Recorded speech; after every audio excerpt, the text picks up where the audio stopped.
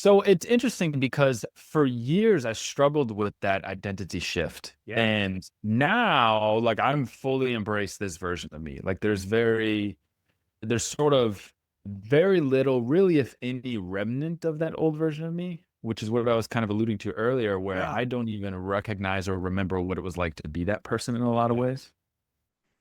A lot of people talk about the idea of making a big transformation. Well, my guest today actually made a big transformation way back when he was just 17 years old. And from that profound and lasting change, he's built a career in fitness and nutrition. He shares his experiences with others and the expertise that he's acquired since then and helps them live better, healthier lives as well, using psychology and fitness to help his clients make these important changes. We often wonder, why is it so hard for people to change the way they eat or to start exercising regularly or to just stop doing the things that are bad for them and start doing the things that are good for them, right? I mean, how much time do we all spend thinking about this, talking about it with our clients or our friends or family or even with ourselves? A lot of psychology behind all of that. It's fascinating. And Alex McBrairty, who's now in his early 30s, helps me unpack a lot of that and shares his super compelling story of how he lost 100 pounds. Let me say that again. He lost 100 pounds. That was more than 15 years ago. And the changes have been permanent and profound. Alex, in this conversation, shares a lot of practical insight to help you help your clients and to inform your communications and shape your story, how you present yourself to really stand out in this ever increasing lose weight now universe. I enjoyed Alex's insights and his energy, and I know you will too. Enjoy the conversation. All right, Alex. Hi, how are you? Nice to see you. I'm doing fantastic. It's amazing, Jay. Appreciate you having me. Well, I appreciate you being here. It's nice to meet you. We were introduced by a mutual friend, and I'm glad he made that acquaintance. Absolutely. And we've started off great so far. So I'm looking forward to the rest of this conversation. Yeah, me too. I wanted to have you on because I like to talk about nutrition for my audience of gym owners and fitness professionals and health and well-being professionals who deal with people over 50 and how to get them more engaged in their health because nutrition is so important, and yet people shut down so quickly when we talk about it, don't they? They feel like it's punitive or that you're wagging your finger at them or something. And so I'm ready to dive in and hear about how you approach that and how you can help people, how we all can help people, open their minds a little, just take one little step in the right direction and maybe just stop eating those Hostess products. Maybe that could be just one thing. If one person stops eating Twinkies today, then we'll be in good shape. Alex, before we dive into all of that, please tell us your story and your background and how you got here to be with us today Oh, in 20 wow. in 25 words or less. Go. In 25 words less, it was totally accidental, Yeah. stemming from a personal transformation where I lost nearly 100 pounds as a teenager that led to my personal love of fitness. Went to university college, got my bachelor's in psychology, specifically in mindset and motivation, which gave me a lot of cool experiences with research and the Yeah. behind the scenes of behavior change. Graduated with no plan for what to do with my future. Stumbled into personal training and fitness coaching as an accident at the suggestion of a friend who saw that I spent all my time in the gym anyways. Might as well get paid for it. Tried it, fell in love, started my business a year later, and 12 years later, here we are. Here we are. I love it. I want to go back a little bit if we can to that transformation of yours Yeah, absolutely. because it's a showstopper. It's a headline. It's major. You lost 100 pounds. Yeah. Okay. And you did that in adolescence. Yep. And I was about 17. that's a lot of behavior change. That's a lot of psychology going in there. So without getting too much into your private business, what sparked that? What made you at such a young age make such a huge, long lasting positive change? I think it was at least in part just reaching a maturity level where all of my friends were starting to apply and get accepted into colleges, and I didn't have any college plans. I was sort of a mediocre student, talented and smart, but didn't really commit myself to much, didn't try very hard, didn't have the self-esteem to sort of put myself out there.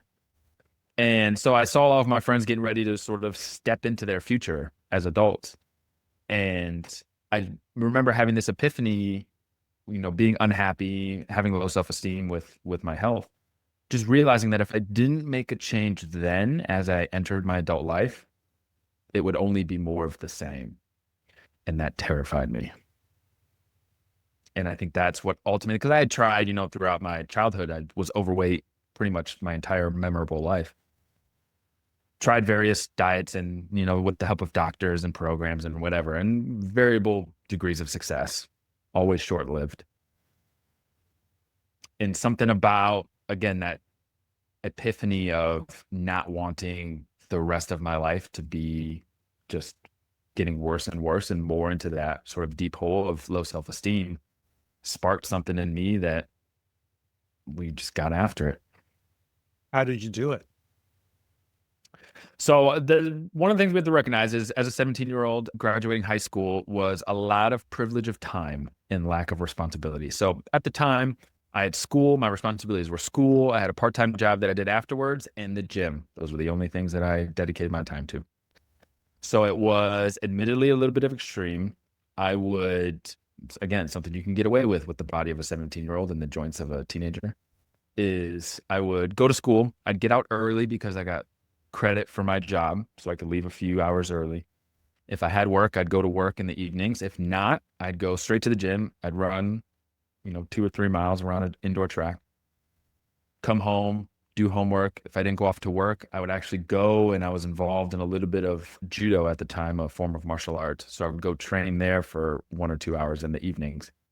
And then occasionally I would go back to the gym and lift for another hour thereafter. So 2 or 3 times a day, pretty much every day, I was just hammering working out.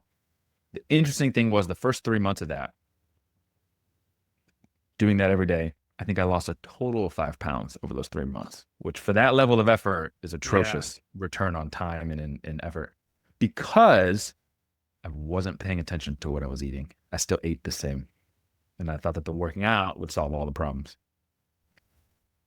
Once I realized that and I started to change my nutrition around and improve it a little bit, that's when the serious change started happening. And then 15 months later, I was down 100 pounds. Okay. So let's unpack that from the psychological point of view, because it's probably not an accident that you went ahead and majored in psychology, right? So Not at all. something led you to say, hey, man, I'm doing something that's not working. What the heck is wrong here? How can I fix this process? Then you found the answer and you did it, which is amazing. So how did you find the key psychologically to do all of that? This leads into another aspect of my journey, which I think is really important and sort of now, with talk of motivation and mindset and stuff, a little bit overlooked, which is external motivation. And I'll talk about what I'm alluding to here in a moment. But, all the various programs that I did, because I did doctor-led programs as a kid trying to lose weight. I did doctor-led programs. I worked with various trainers. My parents were always sort of supportive for me trying to get healthy, as one might imagine. And so I did have the understanding that there were two pieces to this equation. There was exercise and there was nutrition. Right. The nutrition changes were just the not fun ones. I didn't want to make those changes. So that's why I started with the exercise. And, sort of as a still uninformed teenager, I assumed that if I worked out enough, that would solve the problem. That would do it. And so it wasn't until I had to go through that process of putting in so much effort and doing so much work and sacrificing so much and not getting the results that I wanted, that sort of the reality set in that, okay, you can't just cheat this equation by just focusing on one part, right? Anything multiplied by 0 is still 0. We got to do some changes to the nutrition side. Mm-hmm. And so that's when I just sort of grit my teeth and succumb to the reality that, all right, we gotta stop going out to the fast food so often. We gotta stop just eating whatever we want whenever we want, which was the other problem. Because I had a part-time job as a teenager, I had a lot of expendable income for that age, and so I could spend it on food whenever I wanted. I could go and, have access to those things as many adults do now. And so it was that sort of realization. But to the point about the external motivation is one of my motivating factors for getting in shape, which has sort of been true my entire life, is at the time I had gotten my first girlfriend as a 17-year-old. And I remember thinking expressly that when I got into that relationship, that I wanted to be the person that she could show off to her friends. Okay. And be proud of. And internally, I didn't think I was that person. So I think that is a key element of, I wasn't just doing it because I wanted to be happier and healthier. I was doing it for her too. Yeah. And so when I did all this exercise, didn't focus on the nutrition, didn't see the results. Whereas a lot of times in the past, I would have been like, well, this doesn't work. I'm just going to stop. I'm going to get discouraged and do it. That no longer became an option because then it would have also been letting somebody else down. Mm-hmm. We are master rationalizers. We can justify anything in our brains if we try hard enough. Yeah. And so that external motivation, that external factor prevented me from being able to rationalize it away. Gotcha. And that sort of led me down the path of, okay, this isn't working, so what will work? Okay. I'm so impressed that a 17-year-old had the awareness, courage to do all of that. I could barely do laundry, when I was 17. So good for you. I mean, listen, Jay, I got to preface it by saying this is all, the words I'm using and the way I'm describing it's in hindsight of 17 years of experience. So Yeah, I'm sure it wasn't this glorious at the time.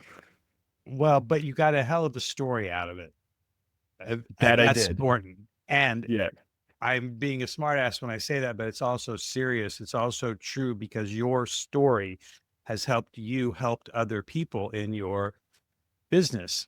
So I'm always telling my folks how important it is to know their own story and the value of it.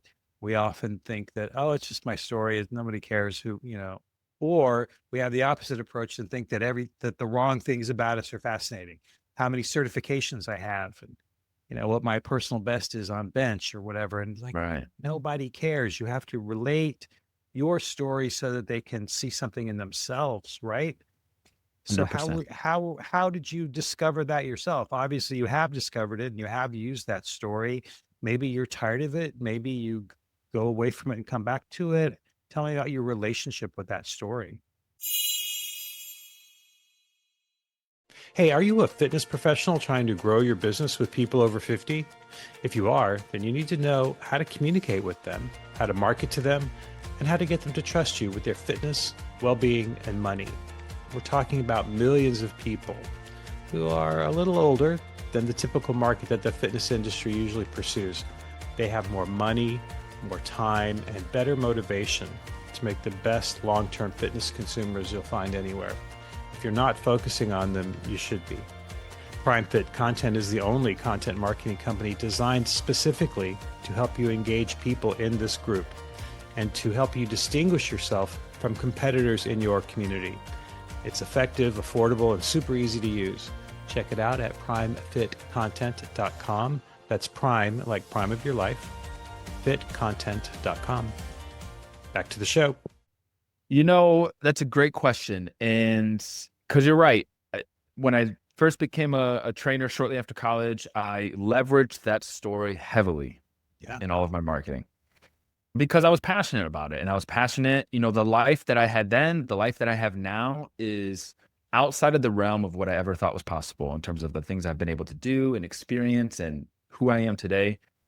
And that's only become more true as time has gone on. And so feeling that shift in the trajectory of my life was so powerful that I wanted to share it with everyone. That's why I got into coaching. I wanted to be able to create that experience in others, no matter when they started.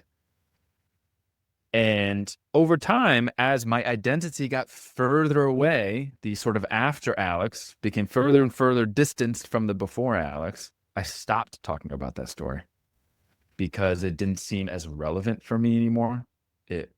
Those parts of me that stuck around were becoming more and more muted.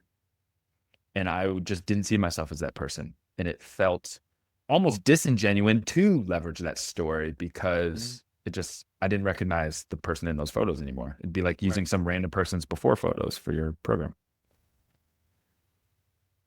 And it's interesting because I've since started to sort of reconnect with that transformation story, but it came at the tail end of an epiphany, which is a moment of self-reflection that I had a couple of years ago, which is the person that I am today and sort of the person that I continue to strive to become in my personal life is the exact person that I would have given anything to trade places with when I was the old Alex. So sort of the entire thesis of my adulthood has been becoming the person that I would have wanted to be back then. Because I remember as that overweight, low self-esteem, struggling teenager, literally having moments where I would have given anything to trade places with certain people that I thought had everything that I wanted. Right.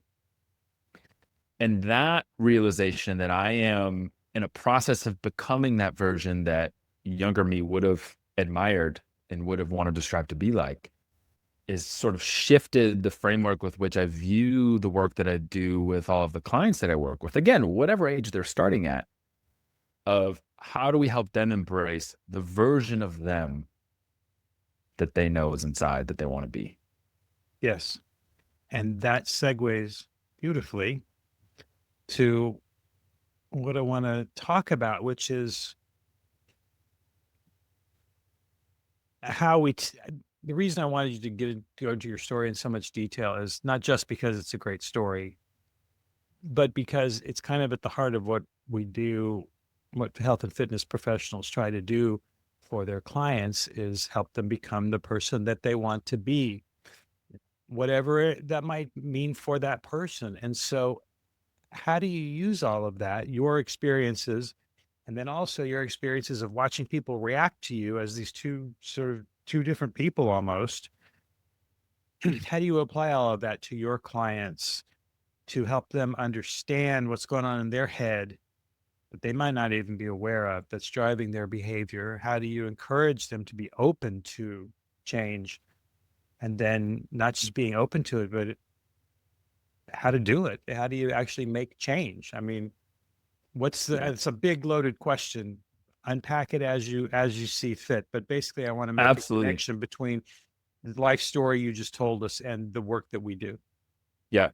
So I'm going to start with this in the beginning by sharing another interesting realization I had as I got maybe a few years into my coaching career. As you might imagine, my now entire life revolving around fitness professionally and personally, continuing to, run races and do these athletic events and get in better shape and get stronger and get more PRs.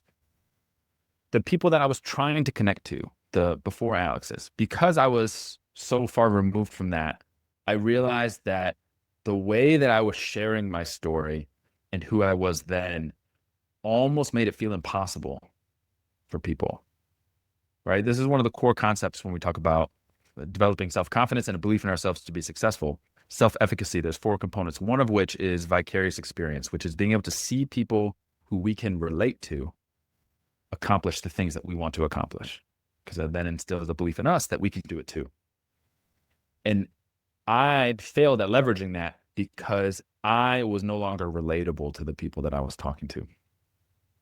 And so the help I was trying to give, the advice I was providing, the motivation I wanted to instill in people was falling flat because I was written off as the anomaly, the exception. I'm never going to be that person. I'm never going to achieve those type of goals. And so I had to get very clear on, and this plays into sort of the behavior change process, is I think a lot of times, because I made the mistake of jumping right to the optimal changes, the things that are going to get the best results.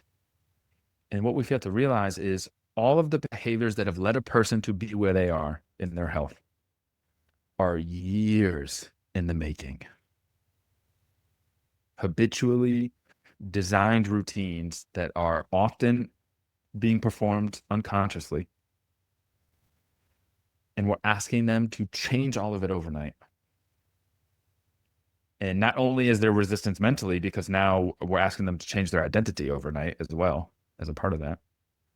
but we're asking them to change things they don't even know they're having a problem with necessarily. And so a big part to start is trying to figure out where they are so we can meet them there and then take them on the journey gradually to make these changes in a way that is not overwhelming, in a way that seems reasonable, that seems realistic for them, they can be confident in, to stand the best chance of actually making those changes. I like that. We're done. That was great. No, I'm kidding, of course. You were telling me earlier about the Big Five inventory. Does that relate to what you were just describing? 100%. So that's the process we use to figure out where people are and meet them there. Okay, tell us about that. So the Big Five inventory is a personality test that measures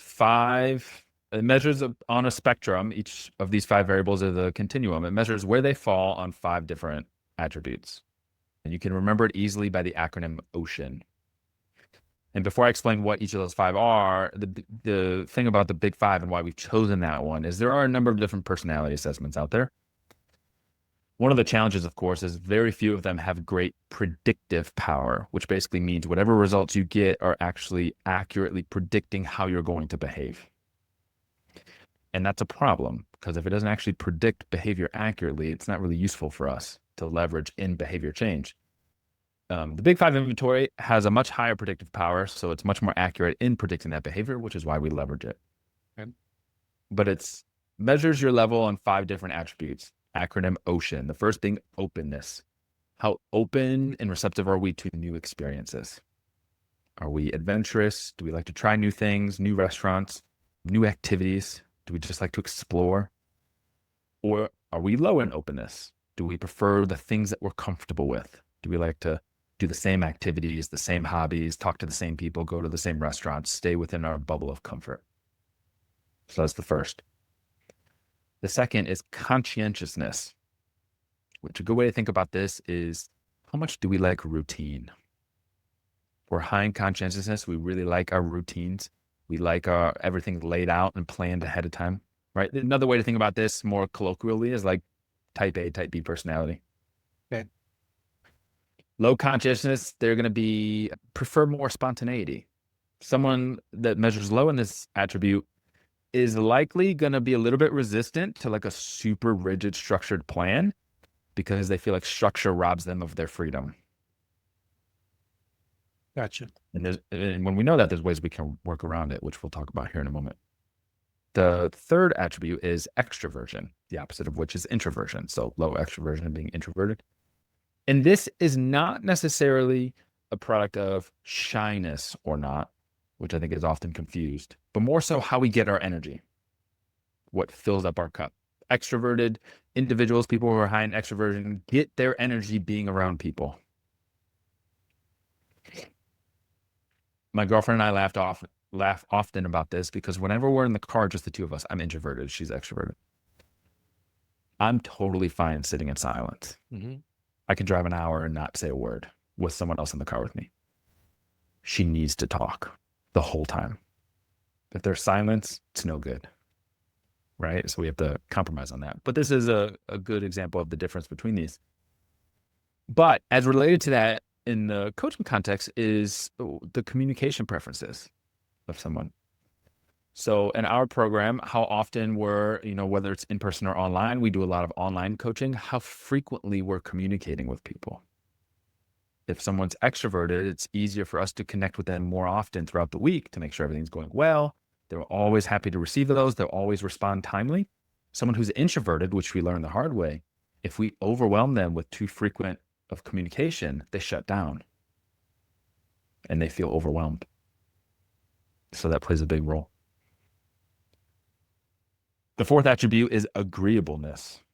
So this is sort of how conflict avoidant are people, how skeptical are people.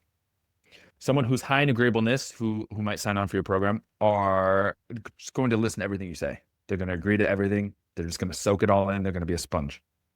Someone who's low in agreeableness is going to be a little bit more skeptical. They might ask more questions. Why are we doing certain things? Why are you giving me this advice? Why do I need to follow this nutrition advice? None of those are bad, but can influence how we approach those questions. And then the last of the 5 attributes, neuroticism, is essentially just how likely are they to worry about things internally, Yeah. right? Someone who is low neuroticism, say their goal is to lose 10 pounds and gain a little bit of strength. If they're low neurotic and they do a progress check and they realize they've lost half a pound that week, but oh, sweet. All right. What tweaks do I need to make to expedite that? Or that's pretty good. I'm still making progress. No worries. Someone who's high in neuroticism and they see they've only lost half a pound, and you'd be like, Alex, why is this not more? I'm doing everything. What are we going to do? Right. Right. And so when we understand where people fall in these attributes, high, low, or somewhere in between, we can tailor not just the advice that we give and how we structure the program, but how we deliver it to them in a way that meets them where they are now. Because there are certain combinations of these attributes that can prove a little bit more challenging. A good example of this, someone who is low extroversion, so they're introverted, high in agreeableness, so they're not very conflict avoidant, and high in neuroticism is the person who, when you check on them, is going to tell you everything's okay. They're not going to communicate very often, and they're going to be worried the entire time. And so when we measure these, which we do by creating an expedited intake process, a survey that we include in our questionnaires when people join us, we know to watch out for that. Yeah. We know to approach that in a very particular way that elicits feedback from them, that makes them feel more comfortable to share how they're feeling so that they're not silently suffering behind the scenes. Got it. Now I want to ask you, how does all this apply differently? If it is different at all, I don't know, maybe it's not. Or how can people in nutrition and fitness help their clients who are a little bit older, who are 50, 60, 70 and above, who maybe have their own particular issues with nutrition? They don't get enough protein, or they eat too much crap, or they go through the drive-through at the fast food all too often, or whatever. I mean, it's just like everyone, they've got their own issues with nutrition. Although, of course, there are some that are more pronounced with people who are older. I don't want to put a definition on something if it's not there, but are there some particular lessons here for the listeners who work primarily with older people or who are trying to communicate primarily with older people? So the way the Big Five inventory influence how you can deliver the program doesn't change very much for the older population of people. But what does change, as you well know, is how some of these things manifest themselves and the stories that these people might be telling themselves. So I'll share from my personal experience.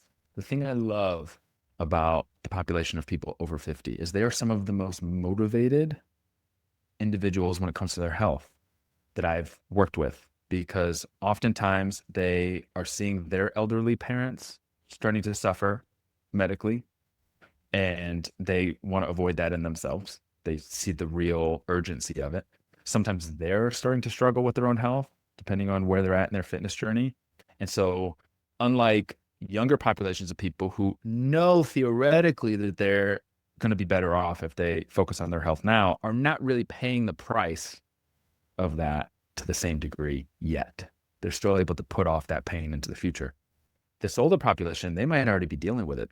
Those problems are at their gate, at their front door. And so there's a real urgency to make these changes.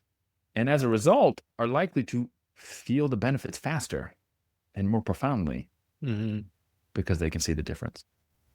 And so that is something that I love about this population.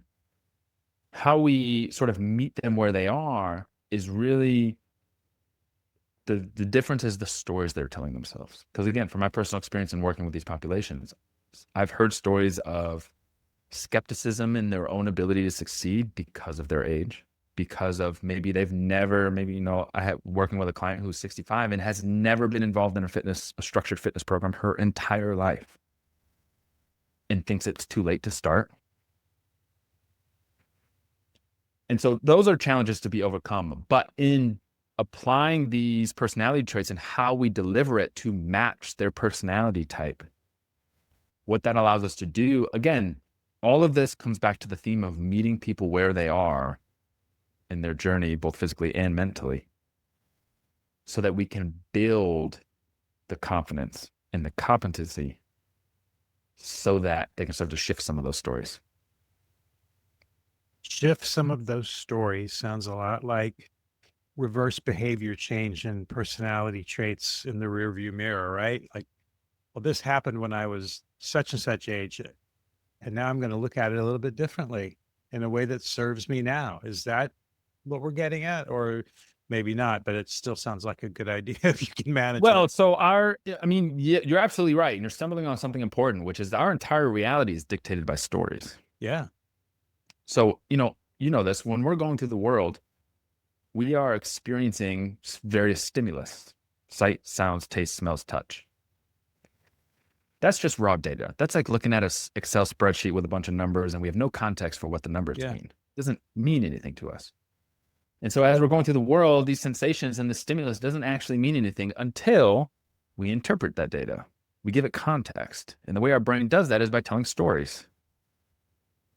I touch a hot stove and it hurts. What does that mean? It means things that are hot cause pain. I shouldn't do that again. Right?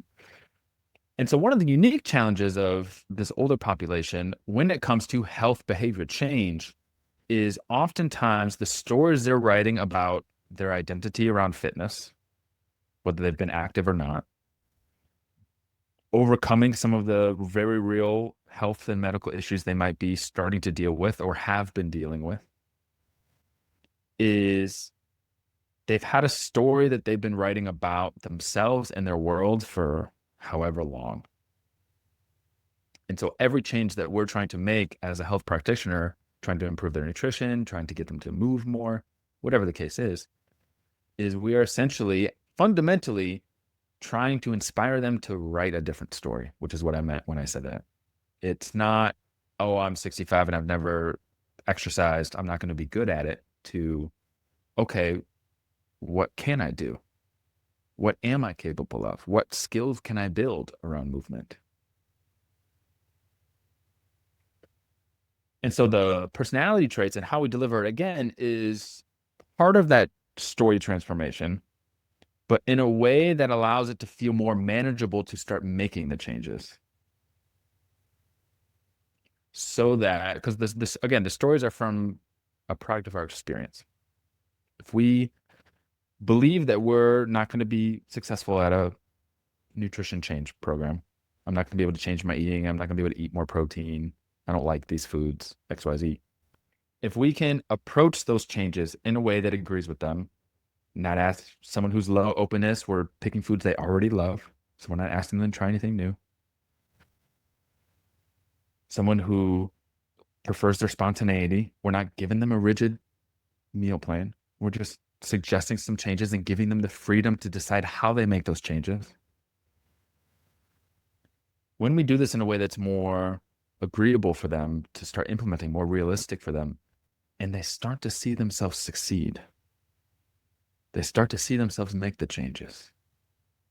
Suddenly that story that they're not going to be able to change their eating is being challenged, not by what we're telling them, because we can tell people they can do this all day long. It doesn't mean they're going to believe it, but through their own actions and their own experiences, they're seeing that they're eating differently in these ways when previously they never thought they could. And now that causes them to question, well, was I correct that I'm no good at this? Yeah. And then that plants the seed to eventually being good at it and making the changes and getting the benefits. Without being too simplistic about it, can we break all this down to maybe 3 points that your average nutritionist or fitness provider out there trying to help his clients eat better, lacking your experience or your expertise, how can they approach this in a way that they can manage? I own a gym, I have some nutrition counseling for my clients. I want to help them succeed, but I don't have your wealth of knowledge. What can I do to help them? If I were going to simplify it in the Yeah. most way possible, it would be identify what their fears are,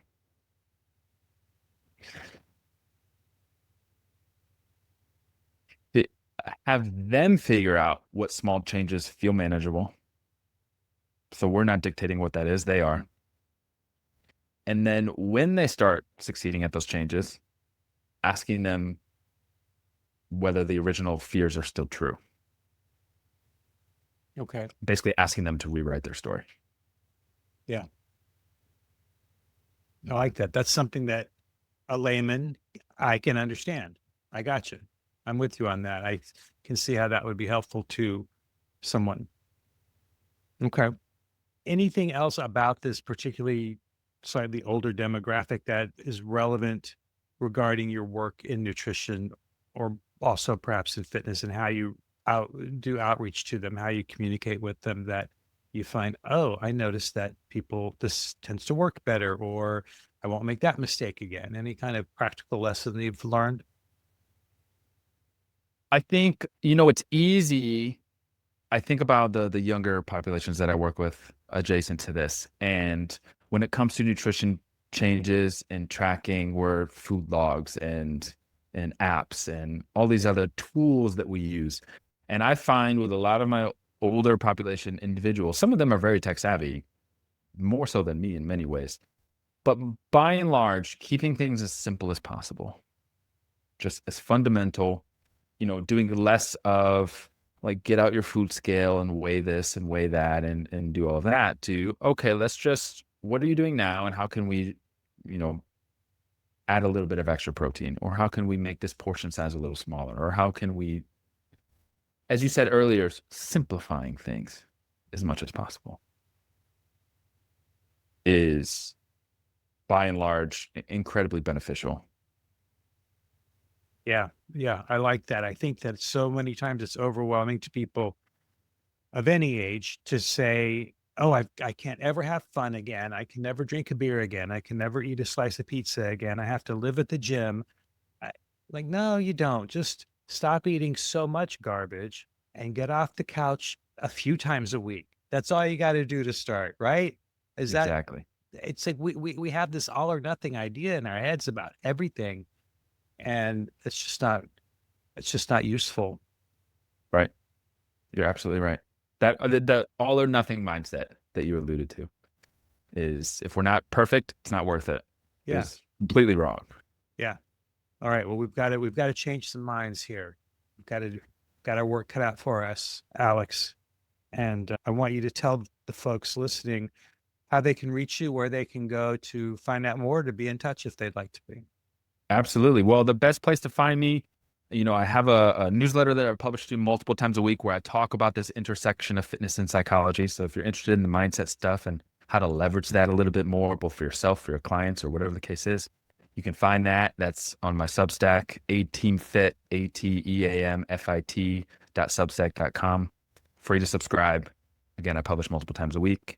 It's probably the best place to get in touch and get some additional resources. I want you to spell that again, please. Yeah, A-T as in Tom, E-A-M as in Mike, I-T as in Tom, .substack.com. Okay, got it. 18 fit. Oh, I spelled that wrong. F as in Frank. 18 fit. Yeah, A team fit. A team like Mr. T. Yes, A-team like Yes. Mr. T. All right, Alex, it's been a pleasure. My mind has been opened in some very fresh and helpful ways, and helpful is the key here because it's so easy to get lost in the weeds when we're talking about this stuff, and it's not always the most helpful. So I want to thank you for joining me today. Jay, it's been amazing. I appreciate you. All right, have a good one.